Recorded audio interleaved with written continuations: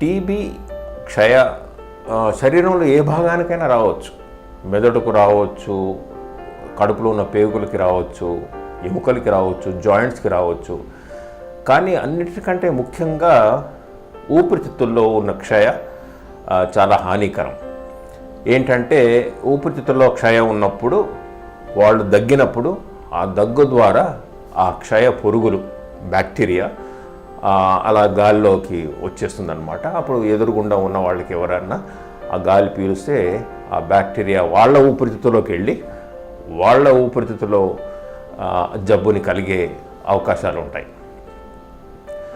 శరీరంలో ఏ భాగానికి వచ్చినా కూడా ఆ జబ్బు ఒకళ్ళ నుంచి ఇంకొకళ్ళకి వ్యాపించదు. ఒక్క ఊపిరితిత్తులకు వచ్చిన క్షయ మాత్రమే ఒక మనిషి నుంచి ఇంకొక మనిషికి వ్యాపిస్తుంది అన్నమాట.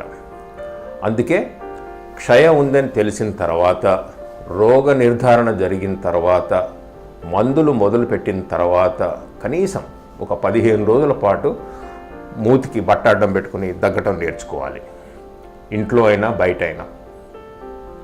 తర్వాత మొట్టమొదటి 15 రోజులు వేరే గదిలో పడుకుంటే మంచిది. ఎందుకంటే రాత్రిపూట దగ్గినప్పుడు పక్కన గదిలో ఉన్న వాళ్ళకి ఆ క్షయ అంటుకోకుండా ఉంటుంది. అయితే క్షయ అని రోగ నిర్ధారణ కాకముందు మరి ఒక 2 నెలలుగా ఆ మనిషి దగ్గి ఉంటాడు కదా, అప్పుడు ఆ జబ్బు వ్యాపించిపోయి ఉంటుంది. మరి క్షయ ఉన్న మనిషి ఊపిరితిత్తులలో దగ్గుతూ ఎంతమందికి వ్యాపించింది మనకు తెలియదు. సగటున ఒక క్షయతో బాధపడుతున్న మనిషి 10 మందికి ఆ జబ్బుని వ్యాపిస్తాడని అంచనా అన్నమాట. క్షయ వ్యాధి ఎవరికైనా సోకవచ్చును. పేదవాళ్ళకే కాదు, ధనవంతులు కూడా రావచ్చు.